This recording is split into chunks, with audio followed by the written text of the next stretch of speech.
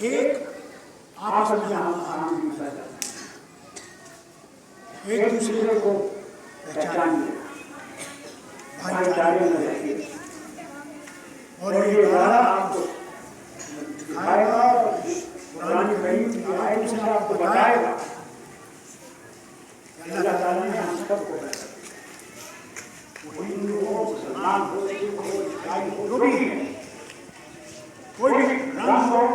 کسی بھی جگہ کا ہو، اس کو کس نام سے آپ جاننا چاہیں، کس طریقے سے دیکھنا چاہیں، طاقت والی وہی مالک ہے دنیا کا، وہی مالک ہے سب دنیا کا، جن کو ہم نے مگر ہم نے ایمان سب سے ضروری،